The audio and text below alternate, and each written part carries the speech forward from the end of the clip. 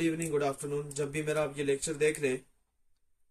आज का topic class 11th chemistry specifically ETEA MDCAT के स्टूडेंट्स के लिए है। वो स्टूडेंट्स जो 2024 में ईटा एमडीकेट में अपेयर होंगे उनके लिए जो फर्स्ट टॉपिक है 2023 के करिकुलम के मुताबिक जो ईटा एमडीकेट का जारी हुआ है और मैं उसी को अभी फॉलो कर रहा हूँ क्योंकि नया सिलेबस अभी तक आया नहीं है। तो उसी के अकॉर्डिंगली जो है तो हम लोग आज का टॉपिक पहला टॉपिक करेंगे वो है मोल। ये टॉपिक ऐसा टॉपिक है कि इससे हर साल 2 या 3 एमसीक्यूज पूछे जाते हैं और कोई भी स्टूडेंट्स जो अकेडमीज में टेस्ट वगैरह देते हैं उनके सामने मल्टीपल क्वेश्चंस इस चैप्टर से आते हैं। स्टार्ट करते हैं विदाउट वेस्टिंग मच टाइम। मोल का कंसेप्ट क्या है? मोल के कंसेप्ट अगर उसकी डिफिनेशन की तरफ जाए तो उसकी डिफिनेशंस बहुत सारी हैं क्योंकि मुख्तलिफ बुक्स उसको मुख्तलिफ अंदाज से बयान करती है। स्टार्ट करते हैं। मैं जो जिस डिफिनेशन का कंसेप्ट आपको दूंगा आप इस कंसेप्ट को समझ लीजिएगा। आपको यही कंसेप्ट हेल्प करेगा बाकी तमाम जो भी डिफिनेशन आपके सामने बयान की जाएगी उसको ग्रैब करने के लिए। तो कंसेप्ट क्या है? मोल की डिफिनेशन क्या है? अगर हमारे पास किसी एटम का एटॉमिक मास हो, किसी मॉलिक्यूल का मॉलिक्यूलर मास हो और किसी फार्मूला यूनिट का फार्मूला मास हो। मिसाल के तौर पर मेरे पास एक एटम है, उसका एटॉमिक मास मुझे दिया गया है 12 AMU। मेरे पास कोई मॉलिक्यूल है और उस मॉलिक्यूल का मेरे पास एटॉमिक मास है 18 AMU।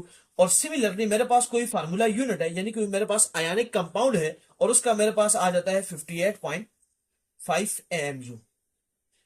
आपको एक बात बड़े अच्छे से समझनी है, किसी एटम का एटॉमिक मास पूछा जाए, किसी मॉलिक्यूल का मॉलिक्यूलर मास पूछा जाए या किसी फार्मूला यूनिट का फार्मूला मास पूछा जाए तो याद रखिएगा आपने उसको एएमयू में बयान करना होता है। ये याद रखिएगा। कुछ स्टूडेंट्स से जब पूछा जाए कि मॉलिक्यूलर मास ऑफ H2O तो वो आगे से कहते हैं 18 ग्राम। 18 ग्राम नहीं, 18 AMU, क्योंकि वो आपसे पूछ रहा है एक मॉलिक्यूल का मास और एक मॉलिक्यूल का मास ग्राम में नहीं होता। पानी के एक मॉलिक्यूल, वाटर के एक मॉलिक्यूल या कोई भी मॉलिक्यूल अगर उसके एक मॉलिक्यूल का मास पूछा जा रहा है तो उसको AMU में बयान करना होता है, यानी उसको एटॉमिक मास यूनिट में क्या करना होता है, बयान करना होता है। तो कार्बन का भी इसी तरह हमारे पास क्या है 12 AMU। वाटर का हमारे पास मॉलिक्यूल है वहां पे 18 AMU। और अगर कोई आयनिक कंपाउंड हो वो जो मेरे पास NaCl है, KCl है, MgCl2 है, हमारे पास मुख्तलिफ आयनिक कंपाउंड्स है। अगर आयनिक कंपाउंड्स का जो फार्मूला मास है उसको अगर आप AMU में आपके सामने लिख लिया गया। अब आगे बात, किसी एटम का एटॉमिक मास, किसी मॉलिक्यूल का मॉलिक्यूलर मास या किसी फार्मूला यूनिट का फार्मूला मास आप किस में एक्सप्रेस कर दो, ग्राम में एक्सप्रेस कर दो, तो याद रखिएगा अब आपके पास जो मास आ चुका है किसी एटम का, किसी मॉलिक्यूल का या किसी फार्मूला यूनिट का जो मास आ चुका है, अब वो एटॉमिक मास यूनिट या AMU नहीं रहा बल्कि अब वो ग्राम में दे दिया गया है। अब जिस कंसेप्ट को आप अप्लाई करते हो उसको आप कहते हो मोल। मिसाल के तौर पर मैं एक एग्जांपल देता हूं। इसी कार्बन के एटॉमिक मास 12 AMU को मैं ग्राम में एक्सप्रेस कर दूं यानी 12 ग्राम, तो ये मेरे पास क्या बन जाता है, मोल। यानी इसका मतलब यह है कि 12 gram of carbon atom is equal to 1 mole. Similarly water के केस में देख लीजिए, वाटर का मेरे पास है 18 AMU। इसको अगर मैं ग्राम में एक्सप्रेस कर दूं 18 ग्राम तो ये भी मेरे पास क्या बन जाएगा, 1 मोल बन जाएगा।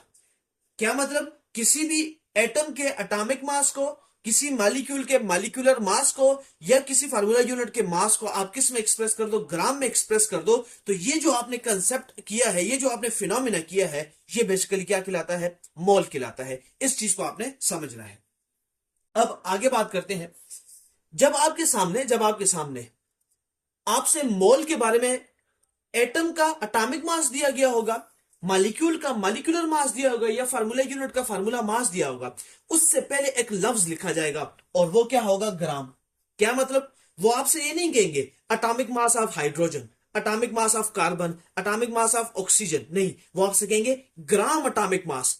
इसका मतलब जब उन्होंने लफ्ज इस्तेमाल कर लिया ग्राम एटॉमिक मास या ग्राम मॉलिक्यूलर मास या ग्राम फार्मूला यूनिट, तो फिर याद रख लें कि वो आपसे उस सिंगल एटम के बारे में नहीं पूछ रहे बल्कि उन्होंने क्या किया कि उन्होंने उसके एटॉमिक मास को ग्राम में एक्सप्रेस कर चुके हैं। यानी आपने किस कंसेप्ट को ध्यान में रखना है, अब आपने ये याद रखना है कि वो आपको मोल के कंसेप्ट की तरफ लेकर जा रहे हैं। यानी मैं एग्जांपल यहां पे दे रहा हूं, जो gram atomic mass of hydrogen atom, तो gram atomic mass of hydrogen atom हमारे पास क्या होगा, यानी आपने हाइड्रोजन एटम के जो एटॉमिक मास है उसको आपने ग्राम में एक्सप्रेस कर दिया और वो आपके पास क्या बन जाएगा, 1 mole. Similarly molecular mass of water, वहां पे अगर सिंपल पूछा हो मॉलिक्यूलर मास ऑफ वाटर तो वो हमारे पास होता है 18 MU, लेकिन आपसे पूछे gram molecular mass of hydro water तो फिर वो हमारे पास बनता है 18 ग्राम, जो हमारे पास बराबर होगा किसके, 1 मोल के बराबर होगा। सिमिलरली NaCl का आपसे पूछा था कि NaCl का फार्मूला यूनिट का मास क्या है, तो वो है 58.5 MU, लेकिन आपसे पूछे ग्राम फार्मूला यूनिट मास, तो फिर आपने याद रखना है वहां पे आपने मेंशन करना होगा 58.5 ग्राम। तो ये है एक मोल के कंसेप्ट या मोल की डिफिनेशन। अब सिमिलरली मोल को मुख्तलिफ बुक्स, आप कोई भी गाइड्स उठा लें, कोई भी बुक उठा लें, तो वो आपके सामने एक मोल को किस तरह बयान करती है। BSc लेवल की भी आप बुक उठा लें, MSc लेवल की भी आप बुक उठा लें, तो वो मोल को किस तरह बयान करती है। वो मोल के बारे में कुछ यूं बयान करते हैं, वो कहते हैं amount of substance that contain as many elementary part entities like atom, molecule, ion, electrons और other particles as there are atoms in 12 gram of carbon.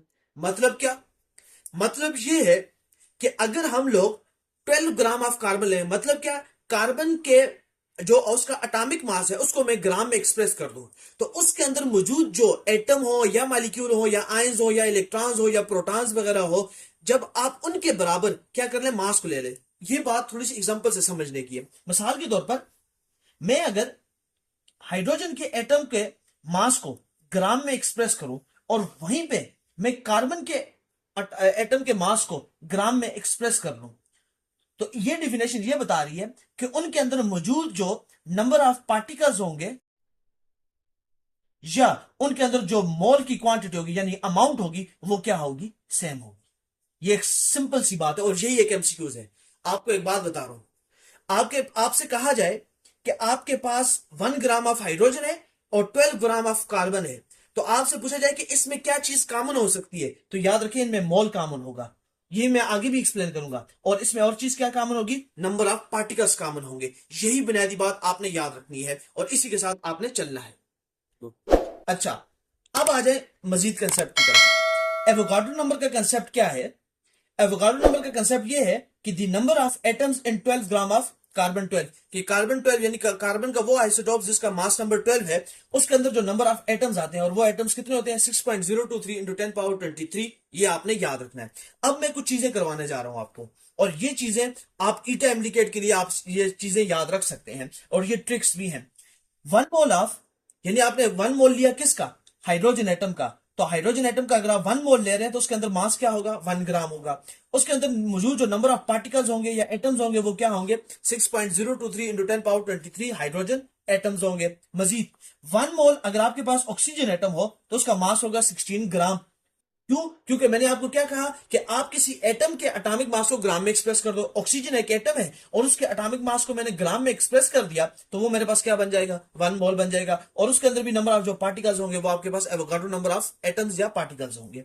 Similarly water के लिए भी आप यही तरीका अपनाएंगे। अब एक चीज समझाने की है, अगर आपसे कोई पूछे how many atoms are there in 18 gram of water, अब एक बात समझने की है, आपसे वो ये नहीं पूछ रहा how many molecules are there in 18 gram of water, वो आपसे पूछ रहा है how many atoms are there in 18 gram of water. तो आपने ये समझना है कि एक मॉलिक्यूल ऑफ वाटर के अंदर 3 एटम्स होते हैं, तो 18 ग्राम के लिए 18 ग्राम ऑफ वाटर के अंदर आपके पास एवोगाड्रो नंबर मॉलिक्यूल होते हैं, और हर एक एवोगाड्रो नंबर मॉलिक्यूल को अगर आप किससे मल्टीप्लाई करें, 3 से मल्टीप्लाई करें, यानी 6 को आप रफली बताऊं 6 को आप 3 से मल्टीप्लाई करें तो आपके पास आंसर आ जाएगा 1.8 इंटू 10 पावर 24 एटम्स। ये वो स्टूडेंट्स बड़े अच्छे से समझ सकते हैं कि जिन्होंने ये टिप्स एंड ट्रिक्स सीखी हुई होंगी। कैसे सीखी हुई होंगी, ये आपको एक चीज सिखा रहा हूं।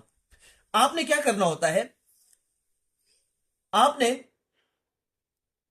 एवोगाड्रो नंबर के साथ मल्टीप्लाई करनी होती है एटॉमिसिटी को।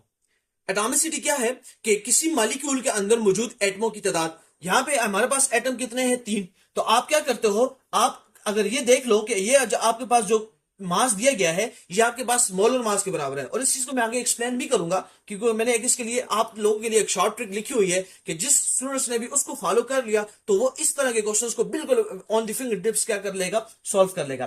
तो आपने क्या करना है, एटॉमिसिटी को मल्टीप्लाई कर लेना है एवोगाड्रो नंबर के साथ, और एवोगाड्रो नंबर हमारे पास क्या होता है 6.023 इंटू 10 पावर 23। और हमारे पास एटम कितने हैं वाटर के मॉलिक्यूल के अंदर 3, तो आप इसको जब मल्टीप्लाई करेंगे तो आपके पास आएगा 1.8 इंटू 10 पावर 24 एटम्स है हमारे पास।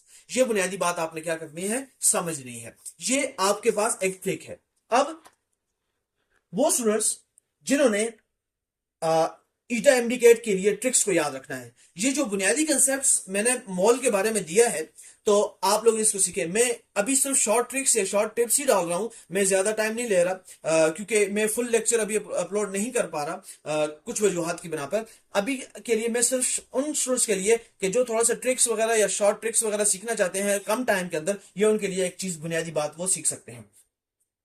अब आप लोग किस तरह इस चीज को सॉल्व करोगे, ये कुछ कंडीशंस आपने याद रखनी है, कुछ कंडीशंस आपने क्या करनी है, याद रखनी है।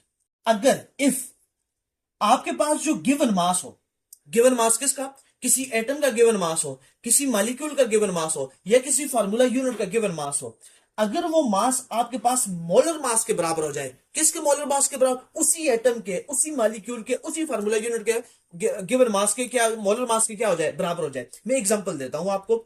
मिसाल के तौर पर हाइड्रोजन का मुझे जो गिवन मास दिया गया हो 1 ग्राम हो, तो आप जरा क्लोजली लुक करो, molar mass of hydrogen atom भी क्या होता है, 1 ग्राम पर मोल ही होता है। इसका मतलब यह है कि अगर आपके पास जो गिवन मास है वो बिल्कुल मोलर मास के बराबर हो, तो याद रखिएगा आपके पास उसके अंदर मौजूद होंगे 1 मोल, यानी मोल की तादाद कितनी होगी, 1 मोल। उसके अंदर मौजूद जो नंबर ऑफ पार्टिकल्स होंगे वो कितने होंगे, एवोगाड्रो नंबर ऑफ पार्टिकल्स होंगे।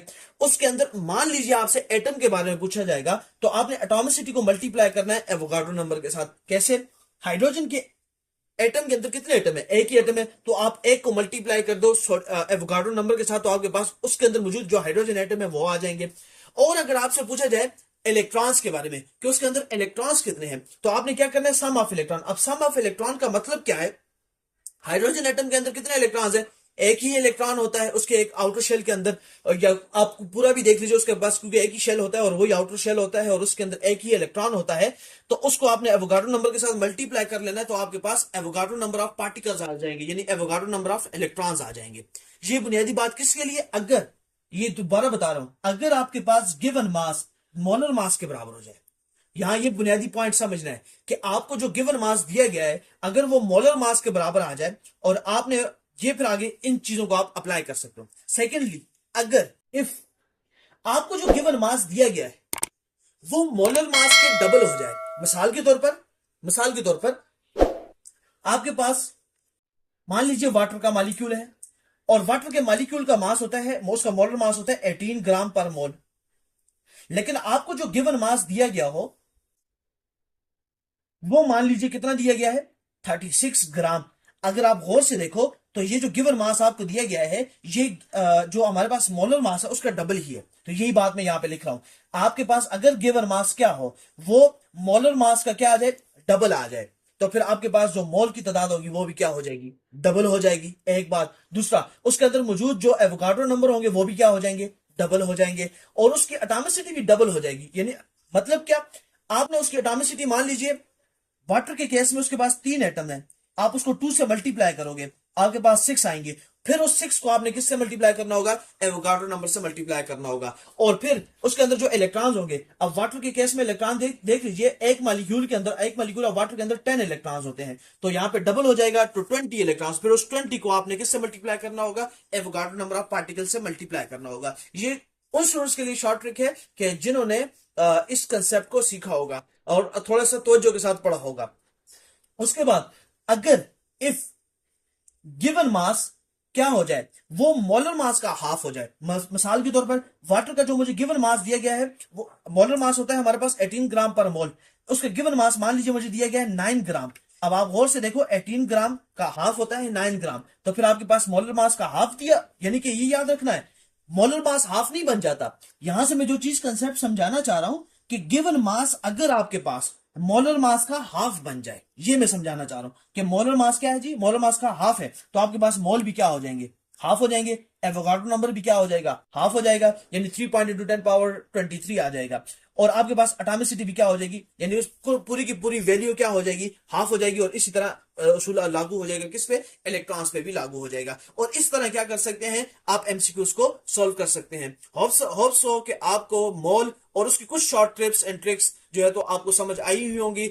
अगर किसी का कोई क्वेश्चन हो तो आप कमेंट सेक्शन में पूछ सकते हैं, दोस्तों के साथ शेयर करें। मुझे बीच में टाइम मिल गया तो इंशाल्लाह मैं आप लोगों को कंप्लीट इसकी जो है ना प्रॉपर लेक्चर्स, ये भी किसी स्टूडेंट्स को मैंने जो लेक्चर्स उसके लिए लेक्चर्स अपलोड्स किए थे जो उसको मैंने भेजे हैं, तो ये उनके लिए हैं बेसिकली, वो स्टूडेंट्स जिनका मुझसे किसी ना किसी तौर पे ताल्लुक है या जिनको मैं पढ़ाता रहता हूं, तो ये बेसिकली उनके लिए ईटा ईटा एमडीकेट की क्लासेस का मैंने आगाज किया हुआ है।